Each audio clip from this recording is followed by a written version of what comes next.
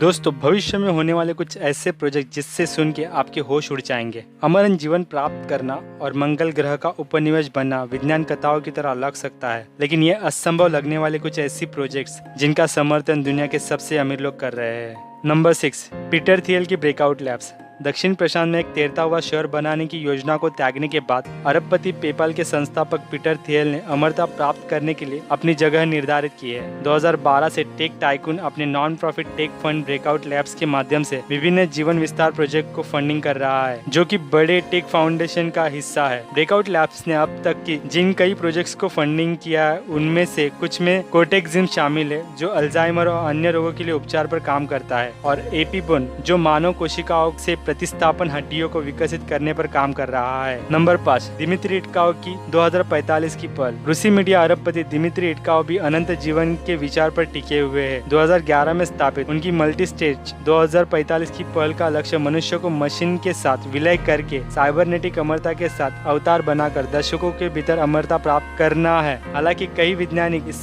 विचार के बारे में संदेह रखते हैं, यह देखते हुए कि हम अभी भी ब्रेन के बारे में ज्यादा नहीं जानते। नंबर 4, जेफ बेजोस की ब्लू ओरिजिन। अमेज़न के बॉस जेफ बेजोस के पास चलते फिरते कई जुनूनी प्रोजेक्ट है, लेकिन उनका मुख्य फोकस ब्लू ओरिजिन है। वास्तव में दुनिया के सबसे धनी व्यक्ति ने जुलाई की शुरुआत में अपने अमेज़न के सीईओ के रूप में अपनी भूमिका से हटकर अपना ध्यान निजी स्पेस फ्लाइट कंपनी पर केंद्रित करने के लिए छोड़ दिया है, जिसकी स्थापना उन्होंने 2000 में की थी। उन्होंने ब्लू ओरिजिन की पहली बार अंतरिक्ष में उड़ान भरने की जीवन भर की महत्वाकांक्षा हासिल की है। अपोलो 11 मून लैंडिंग के 52 साल बाद 20 जुलाई को मानव उड़ान उनके साथ उनके भाई मार्क, 82 वर्षीय अंतरिक्ष यात्री वेली फंग और 18 वर्षीय छात्र ओलिवर डेमन भी थे। नंबर 3, जेफ बेजोस की अल्टोस लैब। ऐसा लगता है कि जेफ बेजोस का अंतिम लक्ष्य वास्तविक जीवन में विज्ञान की कथाओं का कैरेक्टर बनना है। उनके पास पहले से महत्वाकांक्षी अंतरिक्ष अन्वेषण योजनाएं हैं, लेकिन उनके लेटेस्ट वेंचर में मानव जीवन काल का विस्तार शामिल है। बताया गया है कि बेजोस अल्टोस लैब्स में निवेशक है। स्टार्टअप ऐसी तकनीक पर शोध कर रहा है जो मानव कोशिकाओं को पूर्णता उत्पन्न कर सकती है, संभावित रूप से बीमारियों का इलाज कर सकती है और मानव जीवन को आगे बढ़ा सकती है।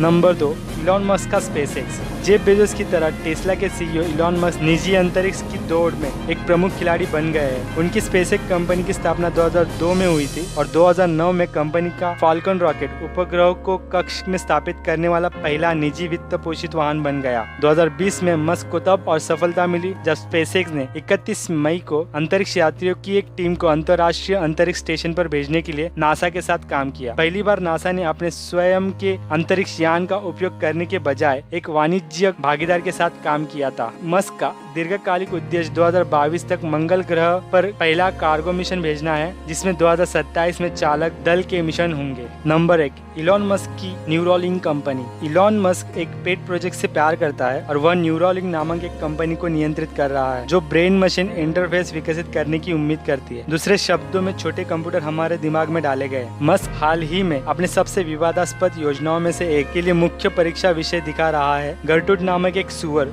जो 2 महीने तक अपने ब्रेन में कंप्यूटर चिप के साथ रहता था। अंततः न्यूरालिंक पैरालाइज्ड मनुष्य को फोन या कंप्यूटर को नियंत्रित करने के साथ साथ तांत्रिक फायरिंग पैटर्न को समायोजित करने और डिप्रेशन, ओसीडी और एडिक्शन जैसे ब्रेन से उत्पन्न विकारों को ठीक करने की कोशिश करने के लिए उपयोग करने की उम्मीद करता है। आई होप आपको ये जानकारी अच्छी लगी है, तो वीडियो को लाइक, कमेंट और दोस्तों के साथ शेयर करना ना भूले, और ऐसे ही अमेजिंग जानकारी के लिए चैनल को सब्सक्राइब करना ना भूले।